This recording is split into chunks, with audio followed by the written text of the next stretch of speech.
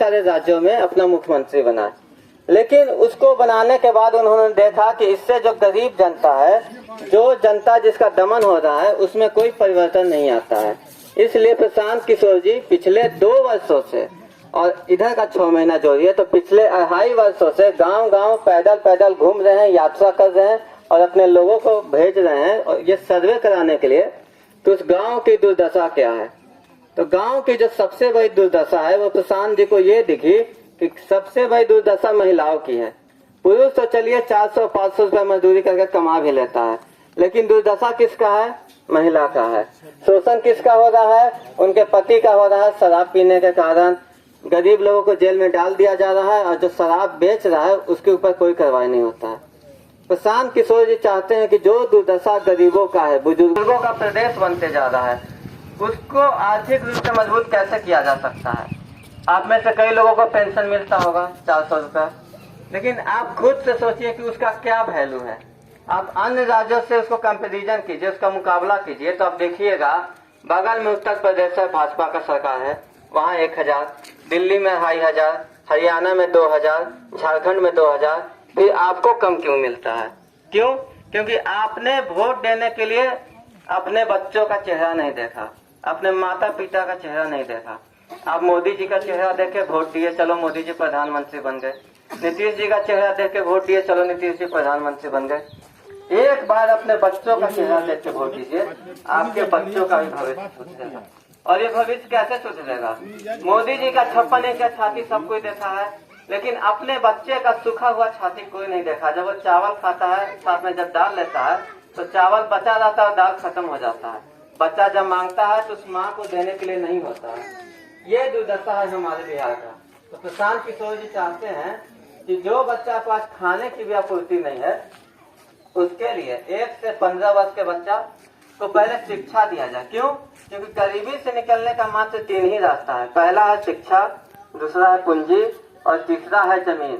जमीन तो आपके पास है नहीं।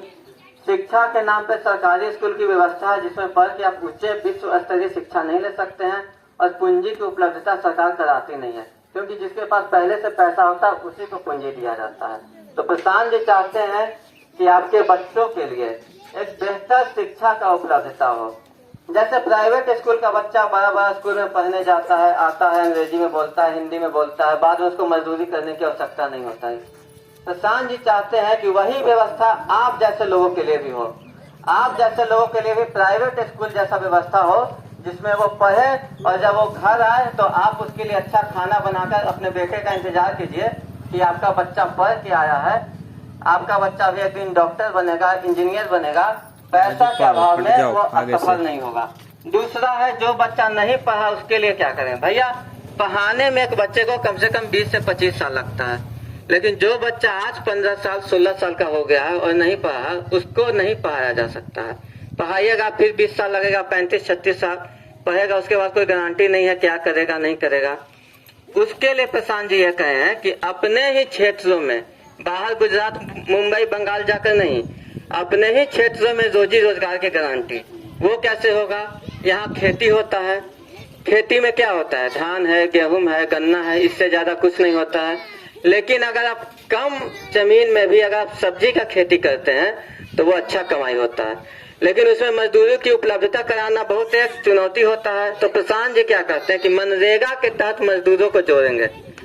आज मनरेगा के तहत कई सारे लोग जुड़े होंगे जिसमें 100 दिन की रोजगार की गारंटी होती है, लेकिन उसका सारा पैसा जो है वो लोगों को नहीं आता है। एक स्थानीय लोग होता है जो कमीशन देता है और सारा पैसा ले लेता है।